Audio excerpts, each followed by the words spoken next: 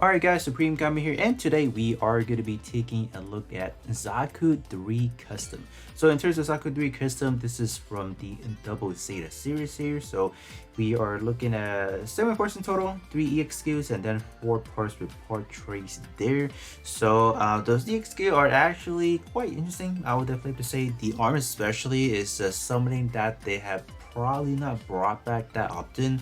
This one is called the high bomb. So this one essentially you're going to be launching a few projectile bomb that is slowly going to flow towards the direction that you're kind of launching it at in a way. I would definitely, it will definitely be a lot more clear once you guys see how it actually can use. But essentially when you so you want to guide your enemy towards those bombs and then pretty much explode on them. So this is definitely something I would have to say they were doing a very good job into experimenting, but they really have not brought back anything that would kind of cater towards this kind of mechanics in a way, I guess. I guess they could even develop like a new type of EXQ where I think a good example is gonna be the K9 Gym Sniper from the original Build Fighter series, where you probably have bombs hidden somewhere and then you press like a button to detonate them. I think that could be like a cool idea of a new EXQ, I guess. Just kind of like a random thought right there. But other than that, I feel like the armor is definitely pretty cool. So yeah, let's take a look at the part or the whole unit itself first, and then we will talk about how is it after alteration. Kind of keep that in mind, this is quite an old alteration as well, so I don't really expect, I don't know, because I don't really remember, but I don't really expect anything to kind of shine like, oh, be like, oh, this is a really good part to be coming out. But here we are. So this is the Zaku 3 Custom, so definitely looking a little bit more, you know, futuristic than compared to like your OG Zaku 2 and all that good stuff right there. But alright, so let's take a look at it after alteration and see what's cooking, because I forgot, you know, it's been quite a long time already. So let's see, double Zeta right there, and let's see. Starting from the head downwards, so head part, that was is actually, what are those? This is the head part, but I'm not really seeing any high digit for the shot department. I don't know why. In terms of the word type, we have Zaku type and then Zeon, so two very uncommon tags to be seeing, honestly. So portrait, oof, yeah, the portrait is actually quite sad. So first portrait was bad already, but the secondary portrait you want to lock it to 80% or lower in terms of armor. So I don't know how I feel about that, because like you have to keep that in mind, you have to take damage before you can even use it. So in terms of how usable it can be, it is to be determined. So if you feel like you're gonna hop into a match and always take damage, then I feel like this one could be good for you. But other than that, this one is probably not that good. Like, and the word tag is not even that good either, so you can't really viably use it. Sad. As for the torso, that's gonna be a swallow, not gonna be anything too appealing as well. Zaku type and then close combat once again. As for the EXQ, we have the psychic power. So this one is actually just gonna be, you know, paralyzing an enemy.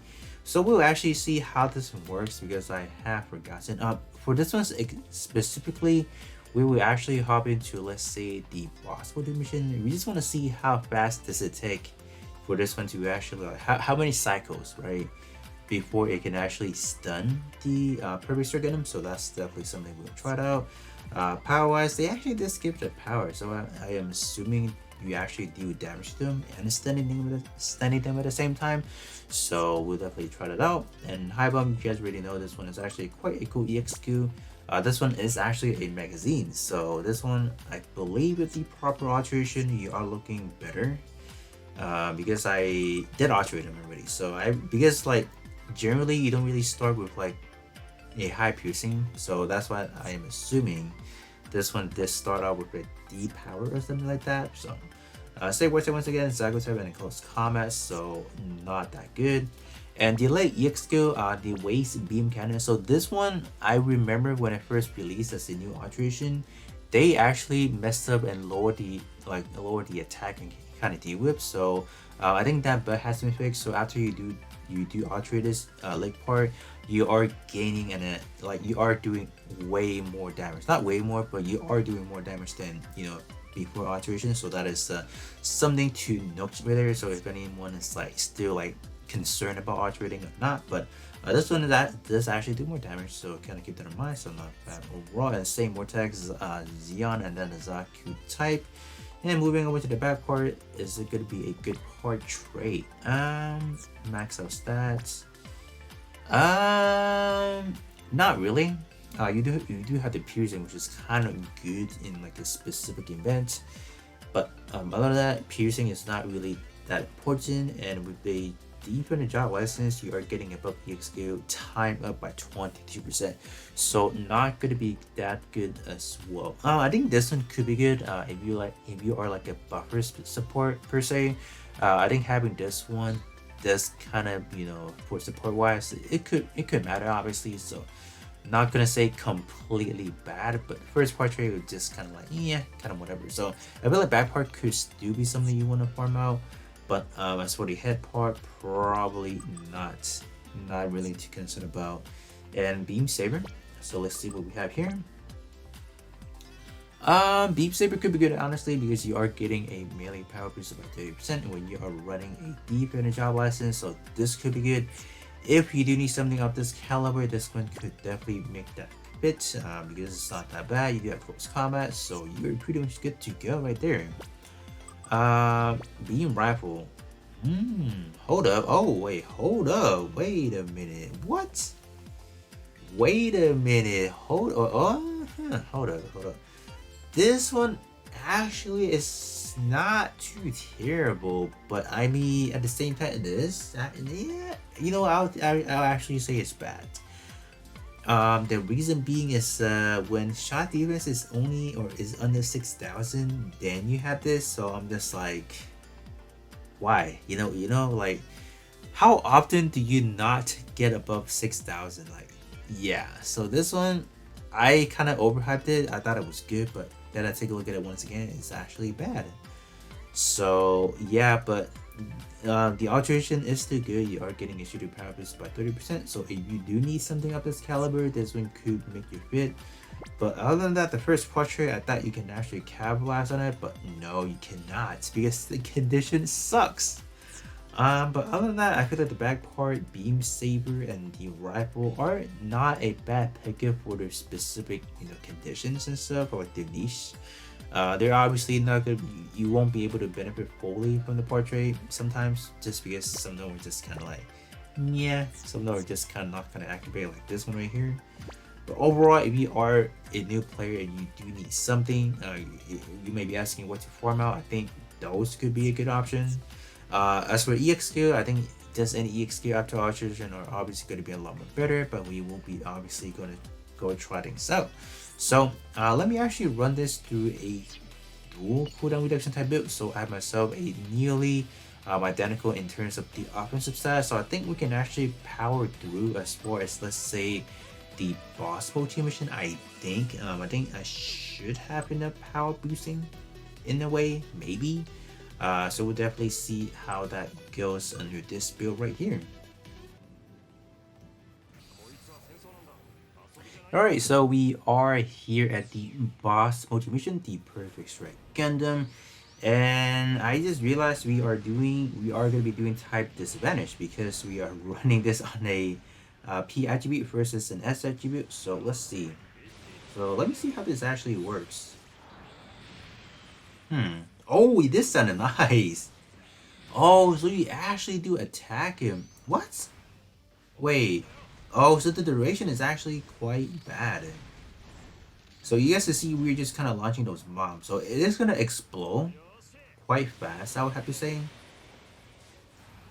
But other than that, it's not something that I was expecting to be a better stun. So the stun is actually not that good now I think about it, because you do have to attack, right?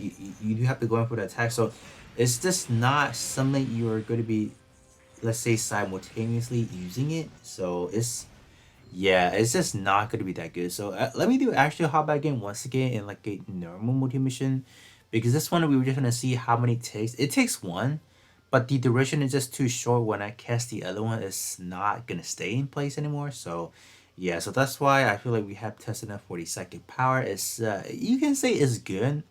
Well, let's say her in battle, but in terms of these right here, it's probably not that good. So let me do hop back into a regular multi mission because we do want to try out the high bomb just a little bit more, as well as the waist beam cannon. Regular multi mission here. So let's see. I just want to see what this one does to them.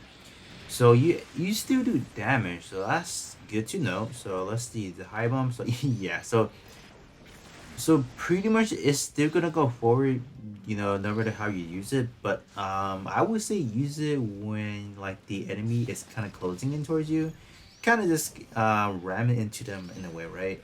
It doesn't fall. I guess the only thing that I look at it right now, I wish that they would have a little bit more speed to it, I guess, in a way. But I think it's purely deal with like, oh, if you have like a group of enemy that's like flying at you, then pop abilities, and then they're just gonna explode in the face. So that's good. But other than that, my only request is like if there's like a speed increase. Oh, hold up. What if we actually use like the projectile speed increase? I think that would be cool. I think the next time, so let's the next time we have like the crew motivation, which is gonna be next week. No, this upcoming Tuesday, I'll actually be doing that. Oh yeah, I just thought of that, so yeah, I'll keep that. I'll keep that for a good idea right there. Nice, nice, nice. Just thought of something to do. Nice. So yeah, I wonder if that's gonna work because like this is clearly a projectile thing, right? Is it not a projectile item? Is it not? So unless I am misunderstanding it, but yeah, I shall try that out. But overall, this thing hits like fast.